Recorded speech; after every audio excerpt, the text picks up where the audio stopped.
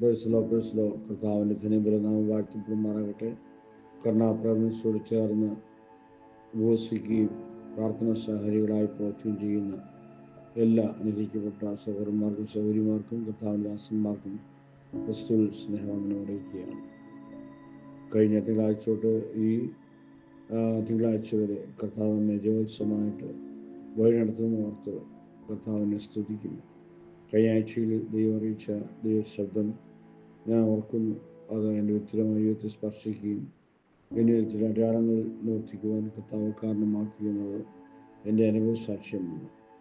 ഇന്ന് സ്തോത്രം പകൽക്കാലം നമുക്ക് ദൈവം പ്രദാനം ചെയ്ത ദൈവശബ്ദത്തിൽ നിങ്ങളുടെ ശ്രദ്ധയെ തിരുപ്പാൻ താല്പര്യപ്പെടുന്നു. വനത്തിൻ്റെ ശക്തിയിൽ വിശ്വസിക്കുന്നവർക്ക് ഈ ആഴ്ചയുടെ മെസ്സേജും ഒരു വിടുതലായി മാറ്റട്ടെ എന്ന് കർത്താവിനെ പ്രാർത്ഥിക്കുക. സങ്കീർത്തനങ്ങൾ 18, 32, 39 വാക്യങ്ങളാണ് ദൈവം അവതരിപ്പിച്ചത്. അതിങ്ങനെയാണ് വായിക്കുന്നത്. സ്തോത്രം. എന്നെ ശക്തി കൊണ്ട് അരമുറുക്കുകയും എൻ്റെ വഴി കുറവ് തീർക്കുന്ന ദൈവം തന്നെ.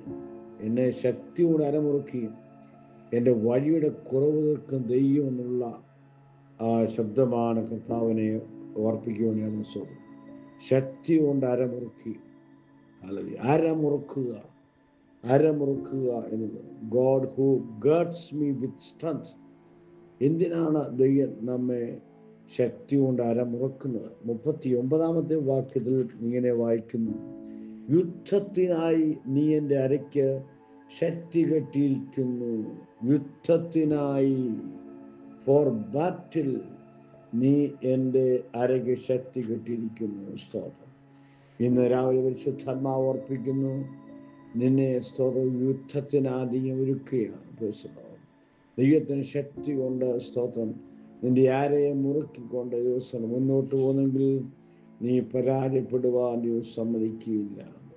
എത്ര പരിചയസമ്പന്നനായ വ്യക്തിയും എത്ര ആരോഗ്യമുള്ള വ്യക്തിയുമായാലും ദൈവത്തിന് ശക്തിയാൽ അവൻ്റെ അരയെ ഉറപ്പിക്കുന്നില്ല എങ്കിൽ അവൻ്റെ മുമ്പിലുള്ള യുദ്ധങ്ങളെ ജയിപ്പാൻ അവന് കഴിയാതെ പോകും. സ്തോത്രം. വളരെ വ്യക്തമായിട്ട് നാം പ്രവചനത്തിലും എഫേസ്യ ലേഖനത്തിലൊക്കെ കാണുന്ന ദൈവത്തിൻ്റെ വചനം ഇപ്രകാരമാണ്. സ്തോത്രം. പ്രവചനം അതിൻ്റെ 9-ാം അധ്യായത്തിൽ 13-ാം അധ്യായം 5-ാം വാക്യത്തിൽ ഓർപ്പിക്കുന്ന സ്തോത്രം. യഹോവയുടെ നാളിൽ യുദ്ധത്തിൽ ഉറച്ചു നിൽക്കേണ്ടത് നിങ്ങൾ ഇടിവുകൾ കയറിയിട്ടില്ല, ഇസ്രായേൽ ഗൃഹത്തിനു വേണ്ടി മതിൽ കെട്ടിയിട്ടില്ല. സ്തോത്രം. യുദ്ധത്തിൽ ഉറച്ചു നിൽക്കുക എന്നുള്ളത് ഒരു വലിയ വിഷയമാണ്. എഫേസ്യ ലേഖനത്തിലും ആ കാര്യം ആവർത്തിക്കുന്നതായിട്ട് നമുക്ക് കാണാൻ വേണ്ടിയാകും. എഫേസ്യ ലേഖനം 6-ാം അധ്യായത്തിൽ അവിടെ ഒരു ക്രൈസ്തവ പടയാളി ധരിക്കേണ്ട ആയുധങ്ങളെ പറ്റി ഓർപ്പിക്കുമ്പോൾ ഇങ്ങനെ അവിടെ ദൈവാത്മാവിൽ ഓരോസ് എഴുതി വച്ചിരിക്കുകയാണ്. ആമേൻ. സ്തോത്രം. യുദ്ധസമയത്ത്, അഥവാ ദുർദിവസമാണ് പറയുന്നത്, ദുർദിവസങ്ങളിൽ നിനക്ക് ശത്രു എതിർപ്പാനും ഉറച്ചു നിൽപ്പാനും കഴിയേണ്ടതിന് ദൈവത്തിന് സർവ്വായുധം എടുത്തുകൊള്ളുകയും. സ്തോത്രം. വീണ്ടും താഴോട്ട് വായിക്കുമ്പോൾ ആദ്യം ഓർപ്പിക്കുന്ന സർവ്വായുധമായിട്ട് ഇവിടെ പറയുന്നത് നിന്റെ അരയ്ക്ക് സത്യം കെട്ടിയും ആരെയെ ഉറപ്പിക്കണമെന്നാണ്. ആദ്യത്തെ സർവ്വായുവർഗത്തിൽ പൗലോസോട് ഓർപ്പിക്കുന്ന ആരെയെ ഉറപ്പിക്കുക. ആരെയെ ഉറപ്പിക്കപ്പെടുവാൻ കഴിയാത്ത ഒരു വ്യക്തിക്ക് യുദ്ധത്തിൽ വിജയിപ്പാൻ കഴിയില്ല. അവൻ്റെ ആയുധം ഉപയോഗിപ്പാൻ, അവൻ്റെ സ്തോത്രം യുദ്ധത്തിൽ അവനെ ഏൽപ്പിച്ച യുദ്ധായുധങ്ങൾ ഉപയോഗിപ്പാൻ കഴിയാതെ അവൻ പരാജയപ്പെടുവാണ്ടിയാകും. യുദ്ധങ്ങളൊക്കെ ധരിച്ചിട്ടും അവൻ വലിയ സമയം ഉണ്ടായിട്ടും ശൗലും കൂട്ടരും ഗോലിയാത്തിന് വെല്ലുവിളി മുമ്പിൽ പതറി കഴിയുകയാണ്. എന്താണ് കാര്യം? യശയാപ്രവചനത്തിലും സ്തോത്രം മറ്റ് പുസ്തകങ്ങളൊക്കെ കാണുന്നത് ശൗലിൻ്റെ പരിചയപ്പറ്റി പറയുന്നത് അത് അഭിഷേകമില്ലാത്ത പരിചയമായിരുന്നു എന്ന് വളരെ വ്യക്തമായിട്ട് നമുക്ക് വായിപ്പാനാണ് ഇടയാകുന്ന. സ്തോത്രം. അഭിഷേക തൈലമില്ലാത്ത, അഭിഷേകം നഷ്ടപ്പെട്ട ശൗലിൻ്റെ പരിചയമായിട്ട്, കുന്തവുമായിട്ട്, വാളുമായിട്ട് സ്തോത്രം നമ്മൾ യുദ്ധത്തിന് പോയാൽ നമുക്ക് പരാജയം ഉണ്ടാകുമെന്ന് വളരെ വ്യക്തമായ ദൈവമക്കൾ തിരിച്ചറിയേണ്ട ആവശ്യമാണ്. ജീവിതത്തിലുണ്ടാകുന്ന യുദ്ധങ്ങളിൽ നീ പരാജയപ്പെടാതെ മുന്നേറണമെങ്കിൽ നിന്റെ അരയെ ദൈവത്തിന് ശക്തി കൊണ്ട് നീ മുറുക്കേണ്ടത് ആവശ്യമാണ്. പൗലോസ് തൻ്റെ നിജപുത്രനായ തിമോഥെയോസിനോട് പറയുമ്പോൾ 2-ാം അധ്യായത്തിൽ ഓർപ്പിക്കുന്നത് 2:1 ഇങ്ങനെ വായിക്കുക: എൻ്റെ മകനെ, ക്രിസ്തുയേശു കൃപയാൽ ശക്തിപ്പെടുക. നീ മറ്റെന്തെങ്കിലും മാർഗം വഴി ശക്തിപ്പെടണമെന്നല്ല. നിന്റെ അക്കൗണ്ട് കൂട്ടണമെന്നോ നിന്റെ സമ്പത്ത് കൂട്ടണമെന്നോ ആരോഗ്യം കൂട്ടണമെന്നോ ഒന്നുമല്ല ഓർപ്പിച്ചത്. നിന്റെ ക്രിസ്തുയേശു കൃപയാൽ ശക്തിപ്പെടുക. ഇബ്രാഹിം 13-ാം അധ്യായത്തിൽ അതേ കാര്യം ഓർപ്പിക്കുന്നുണ്ട്. ഭോജന നിയമങ്ങളാലല്ല, നീ സ്തോത്രം ദൈവത്തിന് കൃപയാൽ തന്നെ നിന്റെ ഹൃദയത്തെ ഉറപ്പിക്കണമെന്ന് വളരെ വ്യക്തമാണ് ഓർപ്പിക്കുന്നവൻ കാണുവാൻ കഴിയും. 13-ാം അധ്യായം അതിൻ്റെ 9-ാം വാക്യത്തിൽ ഇങ്ങനെ വായിക്കുന്നു: ആദിച്ചു പോകുന്ന പ്രയോജനമില്ലാത്ത ഭോജന നിയമങ്ങളല്ല, കൃപയാൽ തന്നെ ഹൃദയം ഉറപ്പിക്കുക.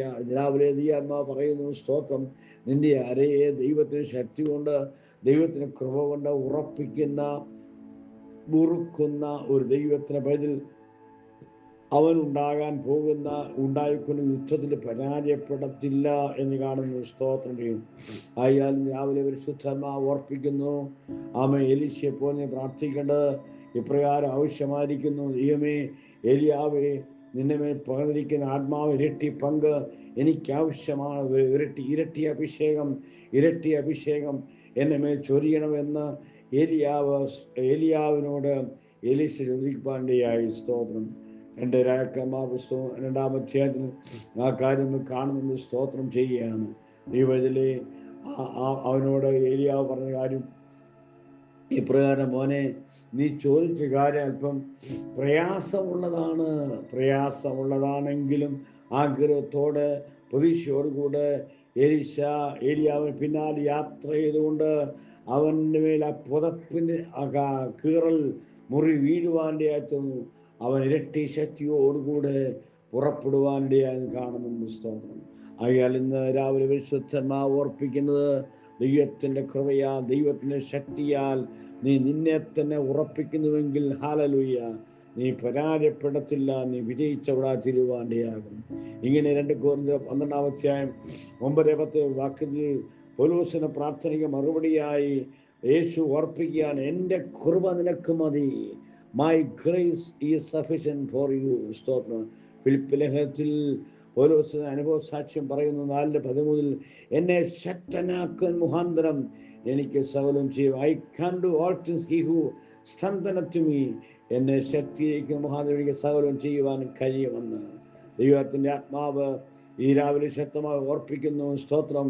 നിന്റെ മേലും ശക്തീകരണം ആവശ്യമായിരിക്കുകയാണ്.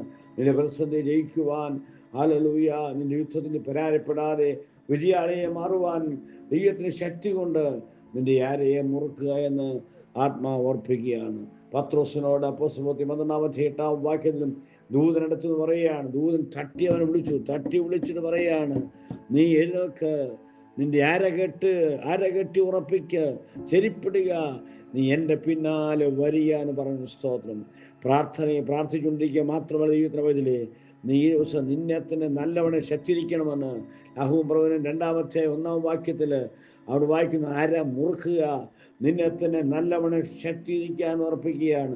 നിന്നെ തന്നെ നല്ലവണ്ണം ശക്തിരിച്ചുകൊണ്ട് അര മുറുക്കിക്കൊണ്ട് നീ എഴുന്നേറ്റ് മുൻപോട്ട് കാല് വെക്കുമ്പോഴാണ് നിന്റെ മുമ്പുള്ള സ്തോത്രം പ്രതികൂലമായുള്ള ഓരോ ഇരുമ്പ് വാതിലുകളും ഓരോ പ്രതികൂലങ്ങളും ഉടഞ്ഞു മാറുവാണ്ടിയാകുന്നു. ആകയാൽ ഇന്ന് രാവിലെ പരിശുദ്ധാത്മാവിന്റെ ശക്തമായ സാന്നിധ്യം ഏറ്റെടുത്തുകൊണ്ട് വിജയകരമായ ജീവിതം നയിപ്പാൻ, യുദ്ധത്തിൽ ജയാളികൾ മാറുവാൻ എന്നെ കേൾക്കുന്ന എല്ലാ സൗരസ്വന്മാരെയും കർത്താവ് സഹായിക്കട്ടെ.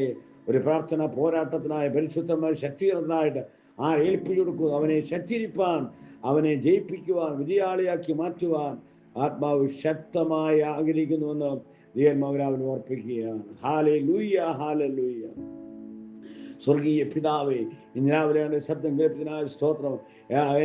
എന്നെ ശക്തി കൊണ്ട് ആര മുറുക്കുന്നു എന്ന് സംഘപ്രകാരം പറഞ്ഞതുപോലെ സ്തോത്രം, ശക്തി കൊണ്ട് ആര മുറുക്കപ്പെട്ടവരായി യുദ്ധത്തിൽ വിജയിച്ചവരായി എല്ലാവരെയും തീർക്കണമേ. പരാജയത്തിൻ്റെ രുചിയുള്ള ചില പ്രിയപ്പെട്ടവർ ഇന്ന് ഈ രാവിലെ വിടുവിക്കപ്പെട്ടത് ആത്മാവിൽ കൽപ്പിക്കുന്നു. ജനത്തെ അനുഗ്രഹിക്കുന്നു. പ്രാർത്ഥന സ്തോത്രം. ഈ ആഴ്ച ജയത്തിനാഴ്ച മാറട്ടെ യേശു നാമത്തിൽ തന്നെ. ആമേൻ ആമേൻ. കർത്താവ് എല്ലാവരെയും അനുഗ്രഹിക്കട്ടെ. Praise the Lord. Praise the Lord.